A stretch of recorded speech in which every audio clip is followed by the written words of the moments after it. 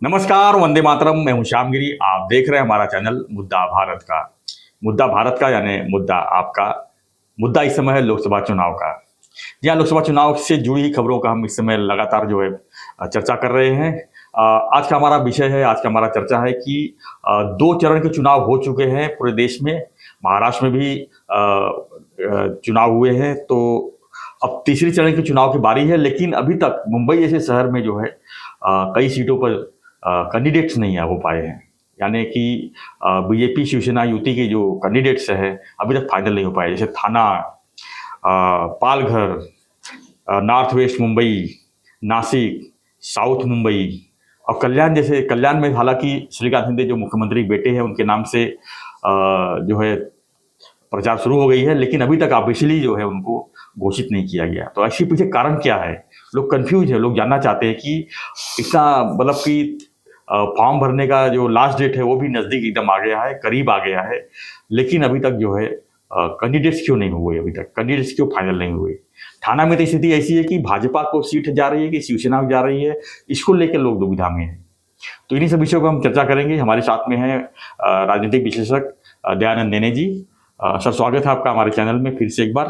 क्या कहेंगे कि जो महत्वपूर्ण जो सीट्स है जैसे Thane, Kalyan, Palghar, north west Mumbai, Nashik, south Mumbai जैसे जगहों पर जो है अभी तक महायुति के कैंडिडेट्स नहीं हुए। आखिर में प्रचार कब होगा, कब कैंडिडेट्स आएंगे? अभी तक लोग भ्रम में है कि क्या हो रहा है ये। नमस्ते और वंदे मातरम जी। मुंबई और एमएमआर रीजन जो है उसमें 20 मई को चुनाव होने वाले हैं। आज है 30 अप्रैल जी। मतलब देखा जाए तो आज से बराबर 20 दिन बाकी है चुनाव होने के लिए। बिल्कुल।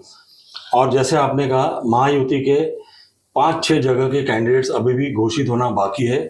हालांकि उनके ऑपोजिशन जो है महाविकास आघाड़ी, उनके कैंडिडेट की एक राउंड खत्म हो चुकी है। फॉर्म भी भर दिए कुछ लोगों ने तो जैसे राजन विचारे ने फॉर्म भी भर दिया है कल थाना से। अभी ये सारा माहौल देख के मुझे 2017 साल की एक पूना में T20 आईपीएल का मौसम है, चालू है आईपीएल। तो आईपीएल की T20 की फाइनल मैच थी मुंबई और पुणे जायंट्स के बीच में, और उसकी याद आ रही है आज ये सारा माहौल देख के। क्योंकि उस वक्त 20 ओवर में मुंबई ने, आईपीएल T20 जो होती है उसके 20 ओवर में मुंबई ने पहले बल्लेबाजी करते हुए हालांकि सिर्फ 120 या 122 रन बनाए हुए थे।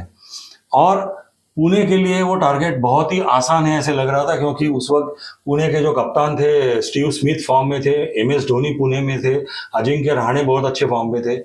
और उन्होंने शुरुआत भी काफी अच्छी की, पहले 7-8 ओवर में जम के बल्लेबाजी की। और अभी हंसते खेलते ये मैच पुणे जायंट्स जीत जाएंगे ऐसे लग रहा था। पर बीच के जो ओवर होते हैं उसमें थोड़े वो लुढ़क गए उनके बैट्समैन, और एंड ऐसा होने को आया कि आखिरी 2 ओवर में उन्हें 25 रन बनाने बाकी थे। मतलब वो 100 तक ही पहुंचे 18वें ओवर में, और आखिर में मैच 2 रन से हार गए। तो मुझे ये मैच इसके लिए याद आ गई कि हंसते खेलते जो मैच जीतनी चाहिए थी वो प्लानिंग बरोबर ना होने की वजह से उनके हाथ से छिटक गई। और ये डर मुझे अभी ये महायुति का जो बड़ा घोल जिसे हम कहते हैं वो हो रहा है इधर महाराष्ट्र में, खास करके एमएमआर रीजन मुंबई में, तो उसकी मुझे याद आ रही है। हालांकि ऐसे ना हो, इच्छा नहीं है कि ऐसे होए, पर जिस तरीके से अभी स्थिति है हम कह सकते हैं कि 20 दिन पहले तो कम से कम महाविकास आघाड़ी इन 6 जगह पे हावी है जी। हम एक एक सीट की बात करते हैं। पहले है कल्याण। अभी देखिए, कल्याण गत 2 बार के एमपी रह चुके हैं एकनाथ शिंदे जी के सुपुत्र डॉक्टर श्रीकांत शिंदे। तो जाहिर है कि इस बार भी वो सीट वही लड़ेंगे ऐसे सबको लग रहा था जब युति हो गई तब। शुरुआत में जब कुछ न्यूज आ रही थी कि शायद वो ठाणे में शिफ्ट करेंगे उनको, पर 1 महीना पहले तक उनका जो भी एक्टिविटी चल रहा था अपने कल्याण लोकसभा में, वहाँ काफी उत्सव वगैरह उन्होंने वहाँ पे लिए थे, काफी डेवलपमेंटल एक्टिविटी चालू की थी उन्होंने।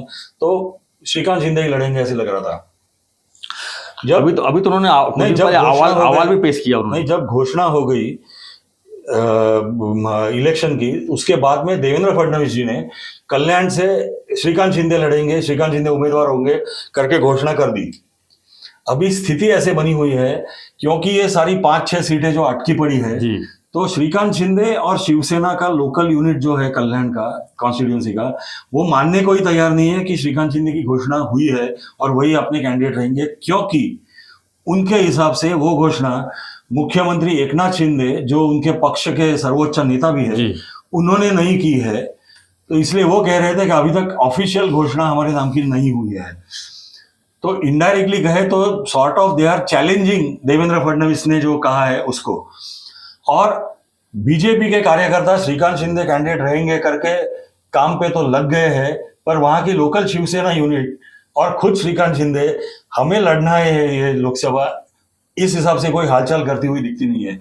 इसलिए मुझे कभी कभी लगता है कि इस कहानी में थोड़ा ट्विस्ट बाकी है। दूसरी सीट है दक्षिण मुंबई की। जी अभी दक्षिण मुंबई गत साल जीती थी अरविंद सावंत जी, यूनिफाइड शिवसेना के थे, वो उद्धव ठाकरे जी के साथ रहे हैं। क्योंकि शिवसेना ने जीती थी, एकनाथ शिंदे की सेना ने ये सीट क्लेम की है। और शुरुआत से जब मिलिंद देवरा जी को उन्होंने प्रवेश दिया, पक्ष प्रवेश दिया शिवसेना में, तो लग रहा था कि मिलिंद देवरा जी को ही यहाँ से टिकट अभी जाएगा, क्योंकि वो पहले वहां से सांसद रह चुके हैं, उनका काफी अच्छा होल्ड है वो कॉन्स्टिट्यूंसी में। पर सबको अचरज लगा जब एकनाथ शिंदे जी ने मिलिंद देवरा जी को राज्यसभा भेज दिया, और फिर वहां पे शुरुआत हो गई कैंडिडेट ढूंढने की। असल में देखा जाए तो शिवसेना के पास योग्य उम्मीदवार ऐसा दक्षिण मुंबई में नहीं है जो अरविंद सावंत को टक्कर दे सके। जब राज ठाकरे जी को मनसे को महायुति में सम्मिलित किया गया, तब लगा था कि बाला नांदगांवकर जी के लिए यह किया गया है और वहां से बाला नांदगांवकर सीट लड़ेंगे। पर वो जो बात थी वो अटक गई। शिवसेना की तरफ से प्रपोजल था कि बाला नांदगांवकर जी ने धनुष्य बाण पे लड़ना चाहिए। राज ठाकरे जी इसके लिए बिल्कुल तैयार नहीं थे, और इस चर्चा के बीच में फ्रस्ट्रेट होकर राज ठाकरे जी ने अनाउंस कर दिया कि हम बाहर से सपोर्ट करेंगे और वो भी मोदी जी को देंगे, हम कॉन्टेस्ट नहीं करेंगे। तो बात वहां पे अटक गई। अच्छा, भारतीय जनता पार्टी इसके पहले ये सीट जीत चुकी है, जयवंतीबेन मेहता वहां से 2 बार जीत चुकी थी, तो उन्होंने भी लॉजिकली हमारा भी क्लेम है करके वहां पे दावा किया हुआ है। और उधर पहले राहुल नार्वेकर जी का और अब मंगल प्रभात लोढ़ा जी का नाम उभर के आ रहा है।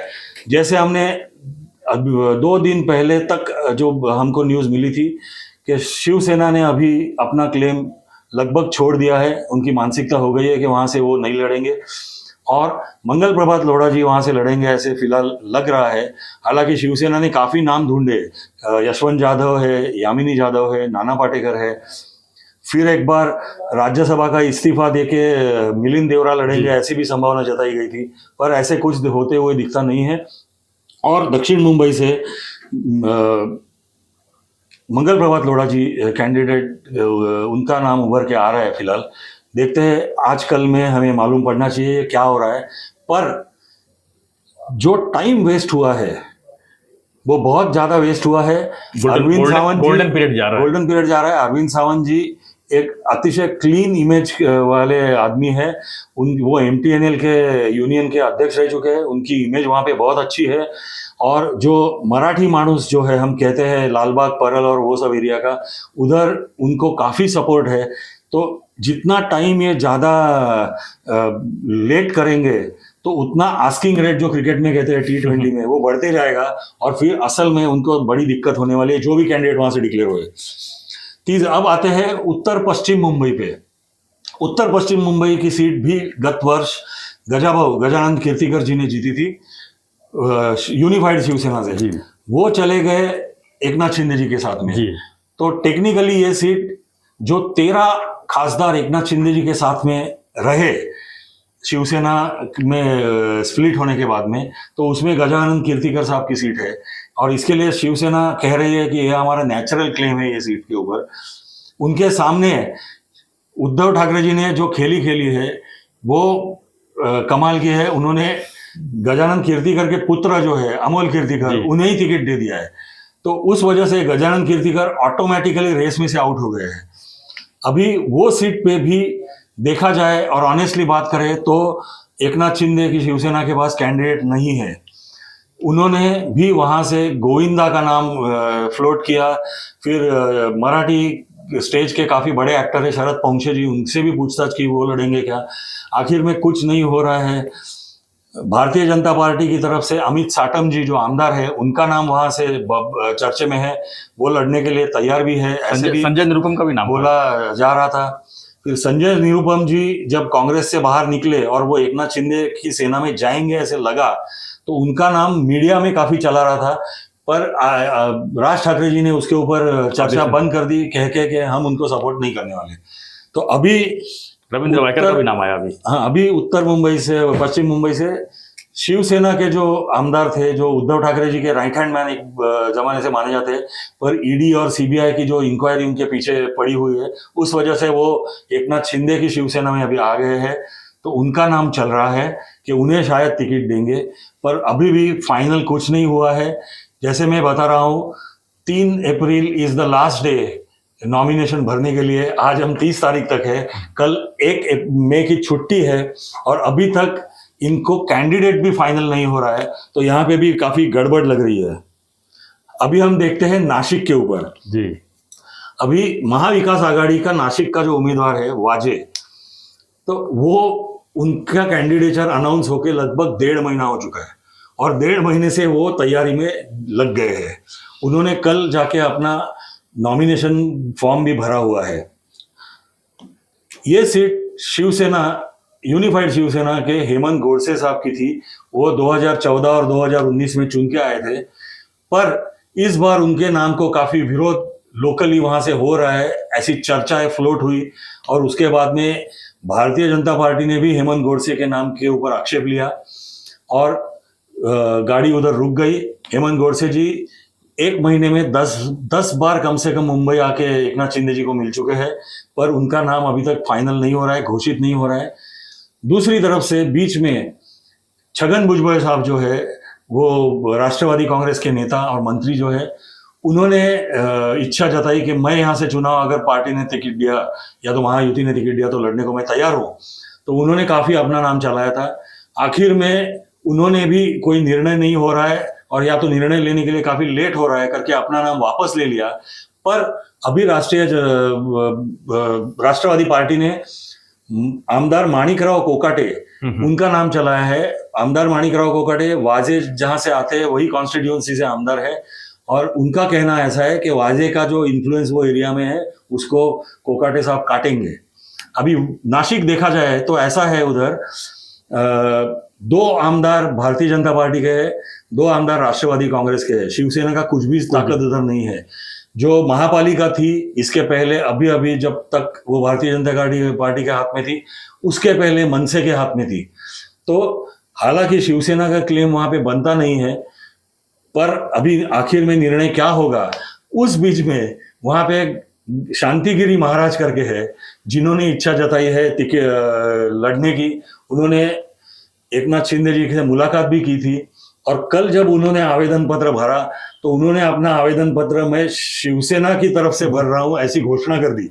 और एकनाथ शिंदे जी जब मोदी साहब वापस जाएंगे दिल्ली, उसके बाद में मुझे एबी फॉर्म देने वाले हैं, ऐसी घोषणा करके उन्होंने काफी हलचल मचा दी है। तो नासिक में भी काफी कैओस चल रहा है और आखिर में कौन उम्मीदवार उभर के आएगा। मुझे तो कभी कभी लग रहा है कि भारतीय जनता पार्टी की जो आमदार है देवयानी फरांदे जी, तो शायद ये डार्क हॉर्स करके उभर के नहीं आए और आखिर में ना इनका ना उनका, चलो भारतीय जनता पार्टी सीट ले लेगी और देवयानी फरांदे जी को भी यहाँ से खड़ी कर सकती है।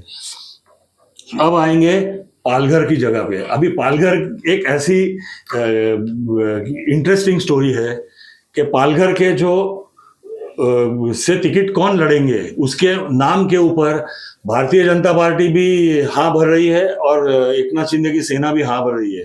वो नाम है सिटिंग एमपी राजेंद्र गावित जी।